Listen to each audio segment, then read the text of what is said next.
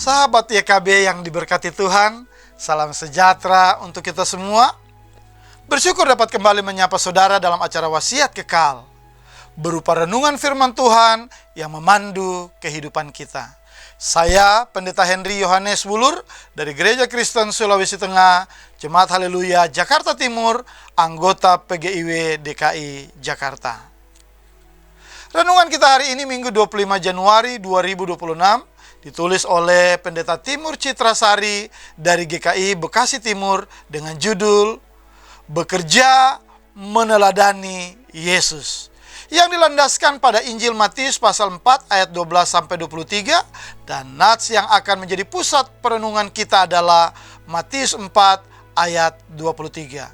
Sebelum membaca Alkitab dan merenungkan firman Tuhan, mari kita berdoa.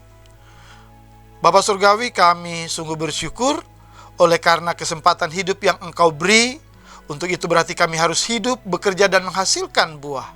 Dan dalam kesemuanya itu, ingatkan kami dalam pembacaan firman Tuhan ini untuk kami meneladani Engkau Tuhan, supaya kami bekerja seperti yang Engkau ingini dalam kehidupan kami. Dalam nama Tuhan Yesus, Tuhan dan Juru Selamat kami yang hidup, kami berdoa dan bersyukur menyambut pemberitaan firman Tuhan saat ini. Haleluya. Amin.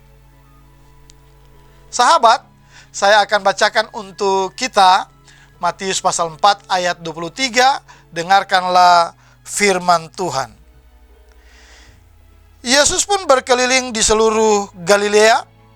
Ia mengajar dalam rumah-rumah ibadat mereka dan memberitakan Injil kerajaan, serta menyembuhkan orang-orang di antara bangsa itu dari segala penyakit dan kelemahan. Sahabat, bagi kebanyakan orang, bekerja itu melelahkan. Bukan hanya tubuh yang letih karena beraktivitas seharian, melainkan juga pikiran dan hati turut merasa lelah. Sebab situasi dan suasana yang kita hadapi saat bekerja tidak selalu sesuai harapan. Ternyata kita tidak sendirian mengalaminya. Tuhan Yesus pun beraktivitas dalam kondisi yang tidak ideal. Jarak yang jauh dan alat transportasi yang terbatas membuatnya lelah secara fisik. Yesus juga harus berhadapan dengan orang Farisi dan Saduki yang selalu merasa benar, serta meladeni orang-orang yang suka membantah. Selain itu, Tuhan Yesus juga menyembuhkan orang-orang dari segala penyakit dan kelemahan. Tidak sulit membayangkan betapa lelahnya Tuhan Yesus setiap hari. Namun hebatnya, kita tidak pernah mendengarnya mengomel atau mengeluh.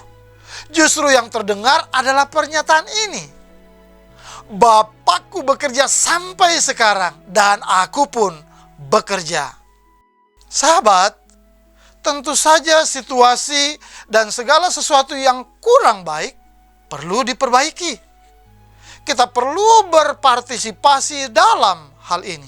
Namun, belajar dari Tuhan Yesus bahwa dalam situasi yang tidak ideal pun, Dia tetap bekerja sebaik-baiknya. Baginya, bukan karena situasinya baik, maka Dia bekerja dengan baik.